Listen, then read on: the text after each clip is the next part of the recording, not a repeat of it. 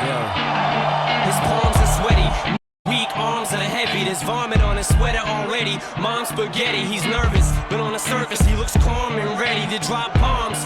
But he keeps on forgetting what he wrote down. The whole crowd goes so his mouth, but the words won't come out. He's choking how? Everybody's choking now. The clock's run out. Time's up. Over. Loud. Snap back to reality. Oh, there goes gravity. Oh, there goes rabbit. He choke. He's so mad, but he won't give up. Daddies, he know he won't have it. He knows his whole back to these ropes. It don't matter. He's dope. He knows that, but he's broke. He's so stagnant. He knows when he goes back to this mold.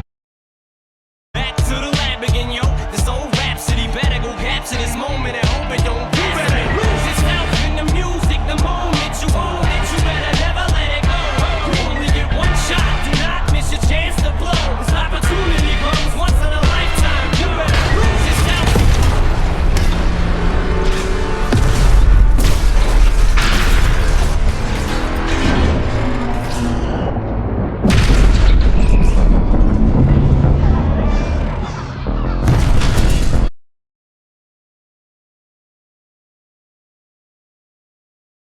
Feel like Godzilla, better hit the deck like the Cardilla. My whole squad's in here walking around the party, a cross between a zombie apocalypse and Bobby.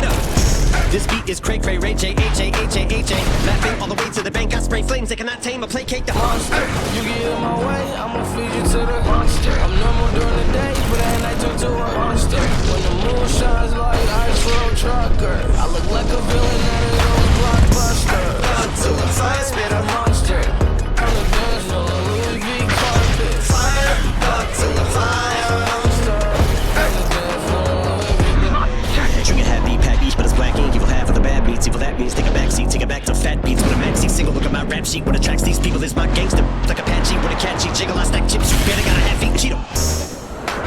Filling with the venom and eliminate him. Other words, I'm intimate him. I don't wanna hurt him, but I did him in a fit of rage. Get nobody will have it.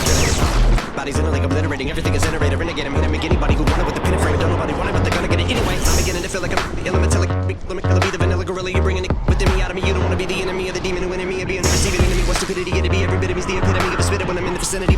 You better duck and you finna be. The minute you run into me, 100% of you is a fifth of a percent of me. Finish you. I'm available. You wanna battle? I'm available. I'm blowing up like an inflatable. I'm undebatable. I'm unavoidable. I'm unevadable. I'm on the toilet bowl. I got a trailer full of money and I'm painful. I'm not afraid to pull them. Man, stop.